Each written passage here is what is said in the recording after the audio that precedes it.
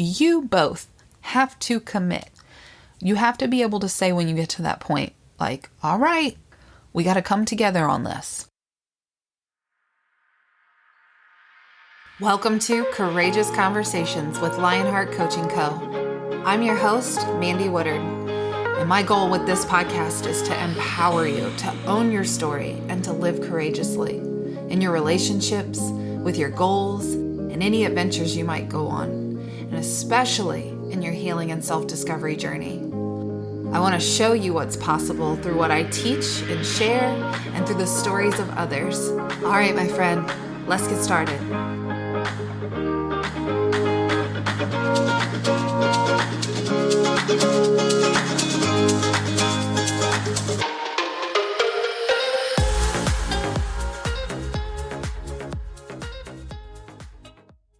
Hello, welcome back to the podcast. It's October 24th, 2023, and this is episode 43. Before I jump into the topic today, I just wanted to say hi and maybe even share a little update on life. I'm late getting the podcast up today, and I'm okay with that. I'm sure you are too. Unless you usually listen, we develop audio habits. And then when we don't have a podcast there, if you're a regular podcast listener and you don't have a new episode to listen to, you can kind of be left like, what do I do? What do I do with my time now? So I don't know if you've developed that audio habit with my show. I'm so grateful. And I'm also going to apologize that I didn't have it up on time. But life has been pretty hectic the last few weeks. I mean, October almost always is. I think it is for a lot of people. That's those September, October, and sometimes November too. This past weekend, though, it was my daughter's birthday. So we spent the entire weekend basically celebrating her with family coming up and visiting. And then we had the sweetest little outdoor movie theater party for her. By the way, if you have young kids, that had to be the easiest party I have ever thrown, except for when my boys were little. We'd just order pizza and have a bunch of Nerf guns because that's what made them happy. But for a little girl, something so simple, the projector and screen was really not that expensive. And then being able to just have her friends come over in the evening, we didn't have to necessarily feed them food. So we just got a bunch of snacks and treats. I mean, it was really cool. So that is a huge part of why I didn't have my episode finished. And then I was in the office on Monday, and I'm not always in the office on Mondays. I'm still getting my footing with that on what days are the best to be in there, because every day that I'm there, I'm not at home and I have things to do here, and not just within my home, but within the structure of my business. So there's a lot that goes on behind the scenes, and I am getting to a point where I need to delegate some things. And that's always hard to do. It's hard to delegate tasks to other people. But the thing is, if you want to grow, you have to. And it's one of the first things that I talk to business owners about when I'm coaching them is, okay, so who can you delegate to? Because you're carrying too much. I am recognizing that I've gotten to that point. So figuring out where I can get a little wiggle room is on my to-do list. And I'm saying all this, and I want to say this too, because as I was scrolling a little bit ago, I saw this video. It was on Instagram. It was a reel, and they were talking about how Drake needs to step back and take a year off. Drake has announced this. He's going to take a year off from music to focus on his health, and specifically his gut health. And it was a stitched together video with a health expert. And the health expert was basically saying that success equals stress. Now, I personally feel like that is a limiting belief. But I also know that it can be a reality, that when you get to a certain level, if you're not taking care of yourself and delegating and making sure you aren't overbooking yourself, then you are going to become burnt out. You're going to feel super stressed, And you may not realize that you've gotten to that point until it's just a little too late, which is what I feel like has probably happened with Drake. Like, he hasn't been able to care for his body, and now he has hit this wall and he actually has some health stuff going on. And I talk about this a lot. I talk about carving out space in your schedule to just be, to do nothing, to veg out on the couch, to relax, whatever that looks like for you. Mindless stuff, meditation, or being mindful, like really not multitasking, but focusing only on the task that's in front of you. And I say this, and then I can also recognize when I'm not doing that. And it is harder to implement as you get busier, so I get it. But I know that it's a must, and I'm going to tell you that it's a must. So today, after I finish recording this, it's a done day. Like, I'm not doing anything because I've just been doing something every day. There's been so much on my plate, and I recognize that. And going into the office more has been amazing. I've really loved it, but it also means I need to carve out more downtime when I'm home. And so we're just learning. We're just figuring it all out. I got to see where I can delegate. And here I am a little bit late with the podcast today. And you know what? It's okay. It's all good. I want to talk to you though about marriage and relationships. Because a lot of what I say for marriage can apply in other relationships. Some things are obviously specific to that, but I want to talk about it because I started a new Instagram page called The Heart of Marriage. And I started it because it's something that I really feel pulled to. I feel really pulled to this area of coaching. And I'm certain it's because of my own experience and having been in that space where we really needed outside guidance. We were stuck. We were gridlocked. And it will happen every so many years. It's like you outgrow your house and then you got to go find the bigger house. Not literally speaking, metaphorically speaking.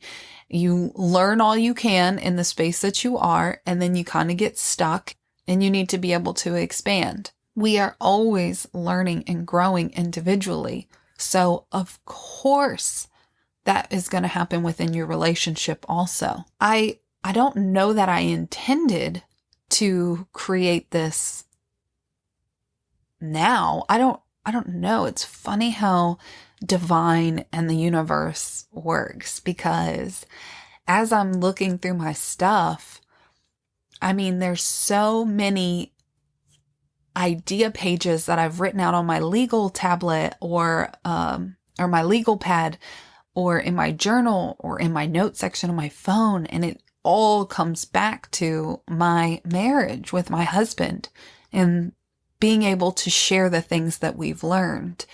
And a lot of it ties into coaching. A lot of it ties into energetic healing and the importance of individual growth and being able to recognize things within yourself. So the heart of marriage, I wrote that on a piece of paper or one of my legal pads. I don't know if it was 2019. It could have been 2020. I thought it was longer ago, but I do have stuff from longer ago. But I was writing a book, and on the top of it, I had written The Art of Marriage. But as I was trying to create that username, one, they were all taken, but two, it just, I don't know, it feels like it wasn't correct. And then all of a sudden, heart popped into my head. And so I changed it to The Heart of Marriage.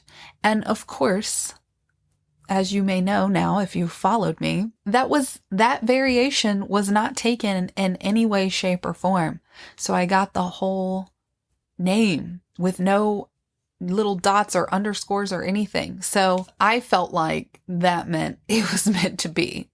So The Heart of Marriage is a branch off of Lionheart Coaching Co. Because of course Lionheart is not going anywhere. That's the That's the thing that holds it all underneath of it. The podcast, the energy healing, the Reiki circles, the marriage stuff. It's all under Lionheart. So as I start talking about marriage stuff, I want to say this too, and this applies across the board, even if you're just listening to an episode that's about you. And it's that not everything I say will be in alignment for you.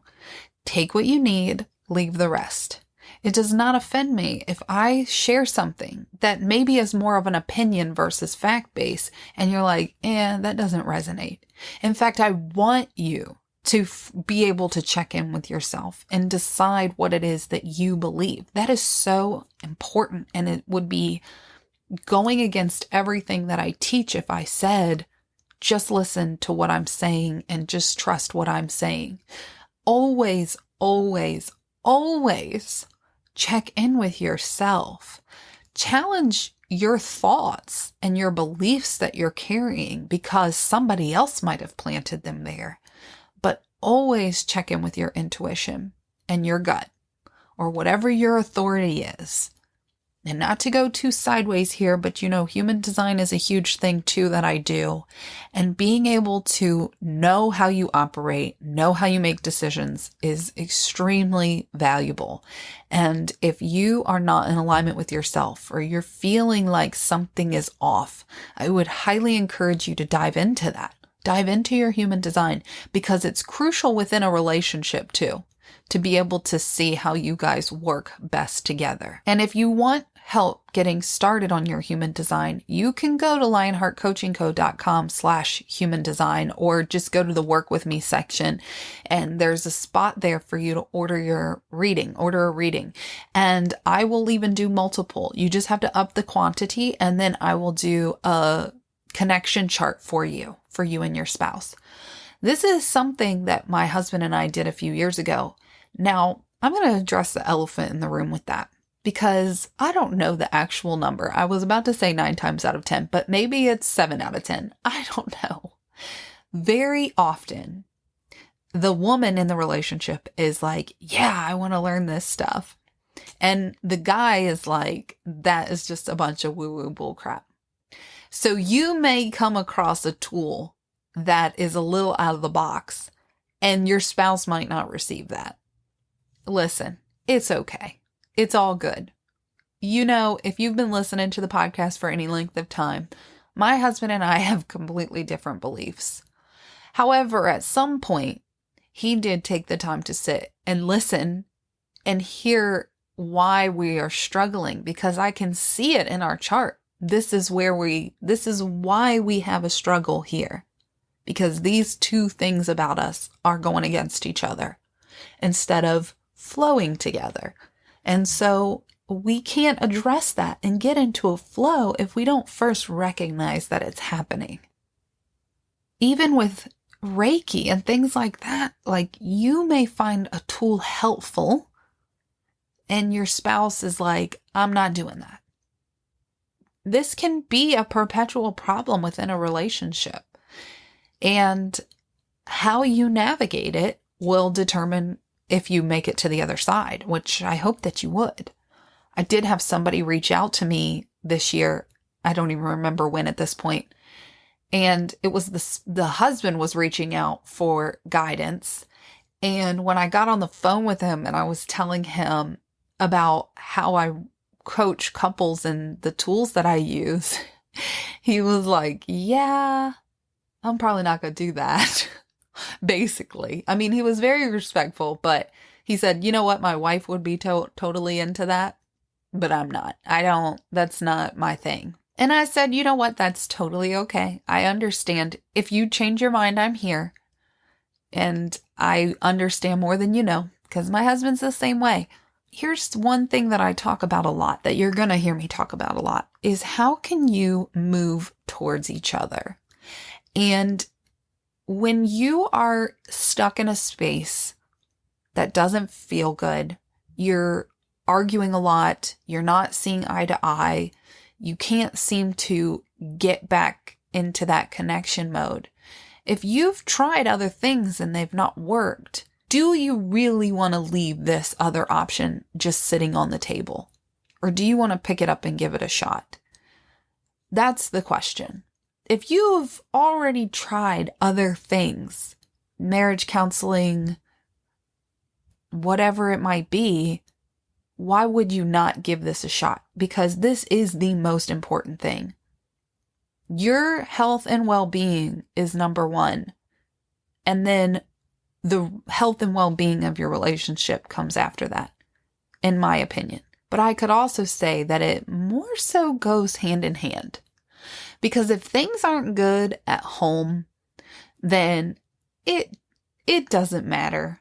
It doesn't matter what you try to do. You're going to have that negative, heavy energy just kind of moving through your day with you. It's like going to become part of your life. You guys can agree to disagree on the spiritual stuff, on the human design stuff, and everything else. But at the end of the day, when you lay down in bed together, you have to decide, or you have to be able to say to yourself that you gave it all you could, that you gave your absolute best. And if you're missing something, if there's something on the table that's a little out of the box, maybe you want to give that a try. So for Richie and I, it's actually, I would say around this time, it was around this time of year that I met him 20 years ago, which is totally wild to me that it's been that long. Like, I just don't even, whatever. It blows my mind. We've been together for a long time. We've had a lot of bumps in the road. We've had some actual separations in the road where we walk different paths a couple different times early on, but it's definitely happened. And even later on, we've had to literally look each other in the eye and say, what are we doing here? What are we doing? What do we need to try differently? Because something's not being figured out. And if we didn't commit to doing the work each time we hit that fork in the road, we would not be together still. We both have to commit. You both have to commit. You have to get to that point. You have to be able to say when you get to that point, like, all right, we got to come together on this. And so basically that's what I want to talk about. It's how you can come together, how you can move toward each other more. And I want to talk about all the areas where it really matters, where it's super important. I started the Heart of Marriage because relationships are a huge part of our lives. I want to be able to have the Heart of Marriage be a resource that helps you build a solid foundation. And maybe you and your spouse have been together for a long time too. You can go in and repair the foundation. Some of the things that I really want to focus on in order to build that foundation are a lot of the things that you've already heard me talk about on here. Number one being our own inner work, our own healing. We're never not on that journey. It's so important that you care for yourself and you honor the things that you need, whether that's quiet time or creative time or just taking care of yourself in general, making sure you're eating right, making sure you're sleeping right. That stuff has to come first. And then feeding into the marriage too, feeding into the relationship too. Both are high priorities. I want to be able to talk about how we feel about each other at the core of it. What's your friendship like? How in love are you? Do you have admiration for your spouse? And if those things are lacking, then that is your sign to start feeding into that part of your relationship. We're going to talk about creating a safe union where you can say how you feel and honor each other. Active listening. Really receive what your spouse is saying. A lot of times we go into defense when we really just need to listen. We don't need to make excuses. We don't need to give reasons. And by the way, I really largely believe that reasons are just a prettier form of excuses. If you're going to own something, own it. Own it fully. Another thing that I really believe goes into building or repairing a strong foundation is learning how to communicate with each other in a way that is healthy and good. And a lot of us did not have this example growing up. I did not have this example. I had partly this example, and then I didn't have this example. But it's because neither did my parents. It trickles down, and we have to decide where it stops. Does it stop with you? What do you remember about your parents and how they interacted in their marriage? And what have you carried into yours from that? Another huge important part of your foundation is sharing the load, making sure that one person doesn't feel like they are carrying the weight of the household.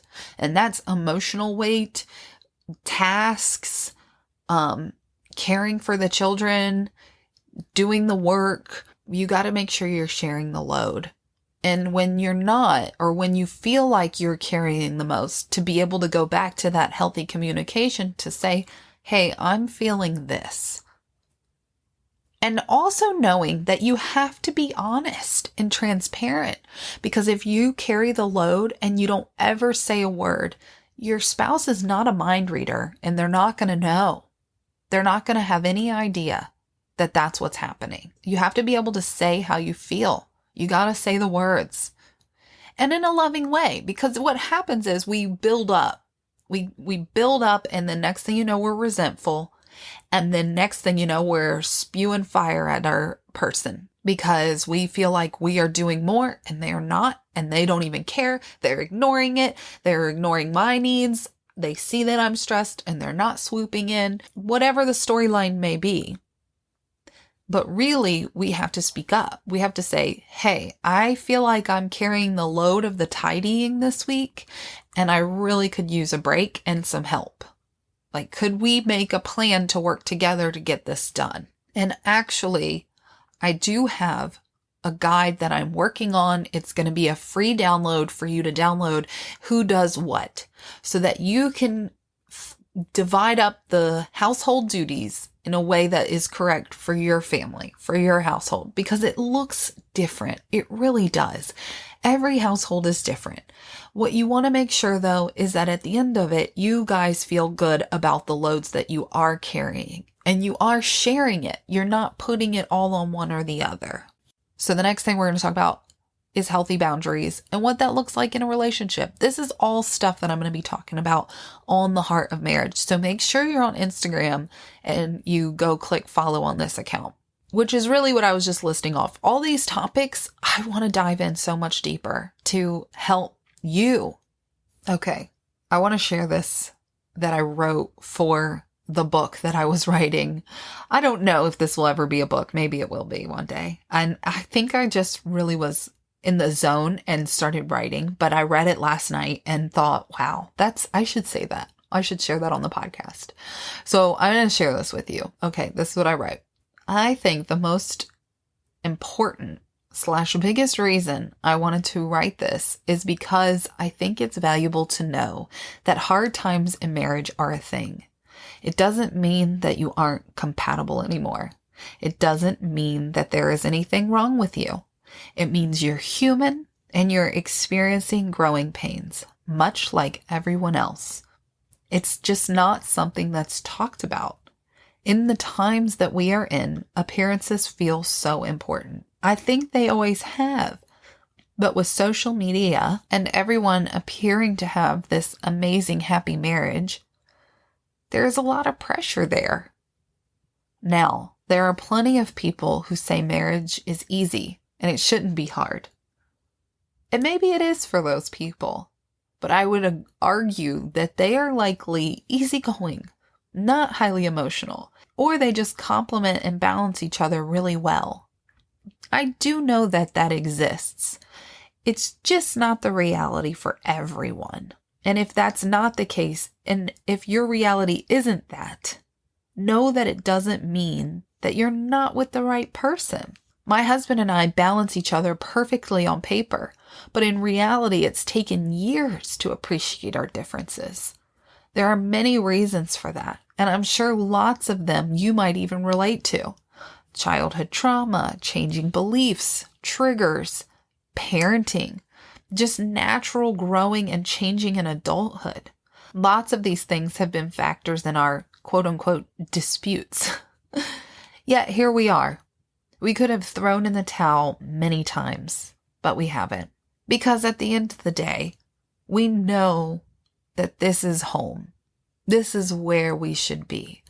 And it means everything to us to work it out. And that doesn't mean for a single second that I think everyone should stay married.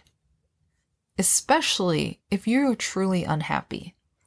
I actually do believe that if you are super unhappy and in an unhealthy marriage, and there's never any progress being made, then it's time to explore some options. I definitely believe that if you discover you're married to someone who is narcissistic or mentally abusive, physically abusive, then you should definitely get things in order and get out.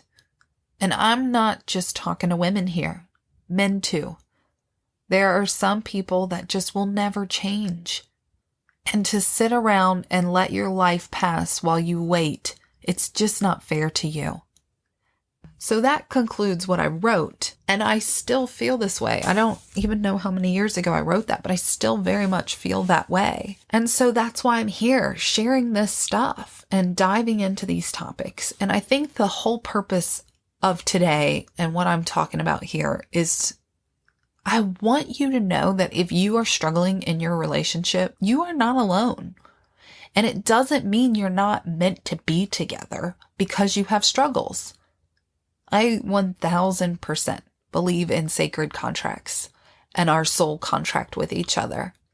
And you know intuitively if you're with the right person. And sometimes it's a little dicey. Sometimes we're not so sure.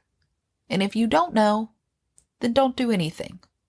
Until you have absolute clarity, I would not make decisions. Like if you feel like maybe you're with the wrong person, you guys can't seem to get it together, I would say just pause. Pause your thinking. Ask yourself some questions, some hard questions. Maybe you need to ask your spouse some hard questions. And until you have absolute clarity, do not make a move. Unless there is something much greater happening like physical abuse. Please know that is 100% unacceptable. And if you do need help, I will drop a link in the show notes for the domestic abuse hotline because that's serious and I don't want to brush past it. But if you are just in a hard space, know that that's normal. You really are going to have growing pains. And there are people who do have easy marriages and they're like, marriage should not be work and it should always flow and blah, blah, blah, blah, blah. And I know that that's true for some people, but it's not true for everybody. A lot of us have trauma from childhood that we bring into our relationships and it spills over and we don't even realize that's happening. You have to take a step back and really see what's happening, or you're not going to realize that's happening until you start doing that inner work, which is why I say that is so important. Your inner world creates your outer world. And so being able to know what you want, what boundaries you need to put in place, what is it that you need? Well, you got to do that inner work to know those things. I would say this though. Okay. With all of that being said, I would love to hear from you. I would love to know what you struggle the most with within your relationship and what you would love to hear me elaborate on and talk more about. And I would also really love if you would go give my Instagram account, my new Instagram account, a follow. You can just type in The Heart of Marriage and it'll come up. And I'm going to be putting out some freebies, some resources, some courses, things you guys can work on together. And know that this work isn't easy, especially if you've never done it before. When Richie and I first started going to couples counseling, we definitely left feeling worse than when we walked in.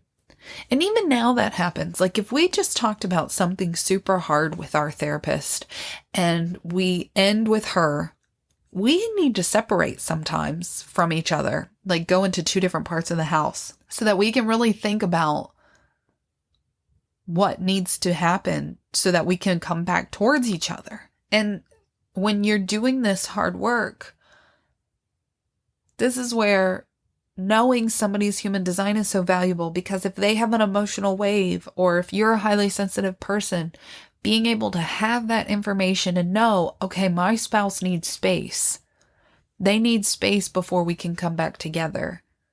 Then, that's just incredibly valuable. How you can then honor them, how you can honor their needs and also be able to honor your needs. Okay, I hope you'll follow along with me. I hope you enjoyed this episode. There's a lot more to come. I do want feedback, though. I really hope you'll give me some feedback. I'm going to have Richie hop on a couple episodes with me, too. But until then, I want you to remember, you are loved, you are valued, and you are appreciated.